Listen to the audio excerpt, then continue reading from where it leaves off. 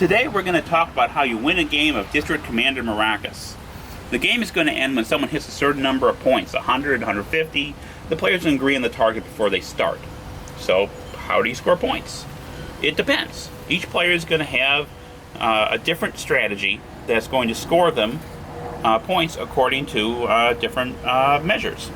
So if I have this strategy, assert power and legitimacy, I'm going to score nominal points for engaging with the enemy, but a lot of points for disrupting their infrastructure and for having population control. So one point apiece for the enemy, but 4 points for disrupting their infrastructure units or IUs.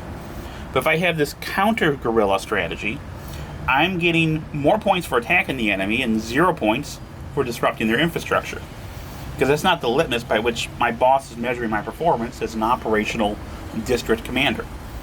And these goals may change during the game, so I need to be able to adjust to those shifts.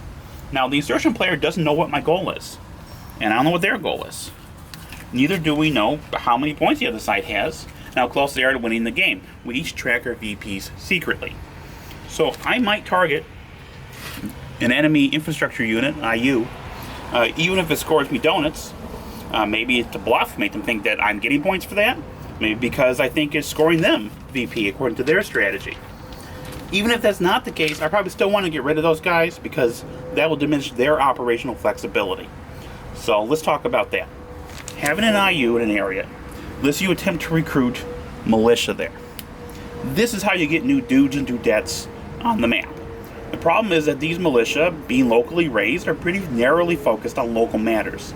They're not going to leave that area. They're also unable, or maybe unwilling, to perform certain missions on their own. They need trained, experienced soldiers to supervise and encourage them to do something. Now, you can turn militia into these more powerful, flexible, and useful kinds of units that can move around and can do things on their own by promoting them. A mission for which, you guessed it, you need infrastructure. So attacking enemy infrastructure, getting rid of it, is a good way to limit their ability to operate in a given area and on the map in general.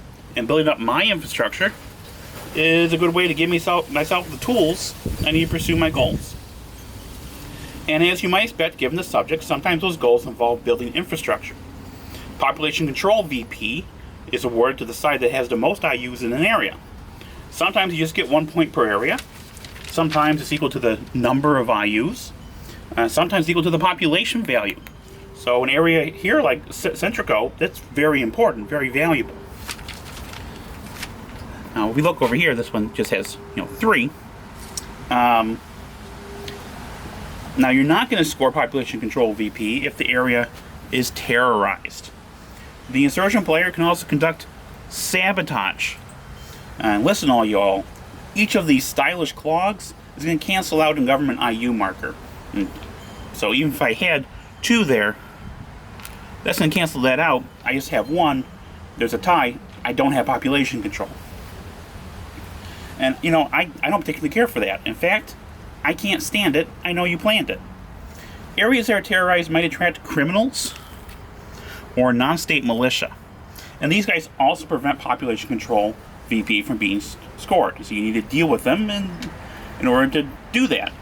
Because you're not really exerting control and authority if the place is lawless and terrified.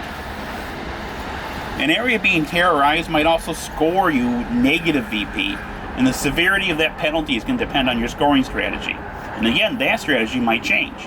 The short version is that when you dare to ask for more resources, the guys up top might decide that it's time to shift gears. Oh boy. And this creates a lot of variability and replayability, and is one of my favorite parts of Brian's game. That's it for today. Thanks for watching.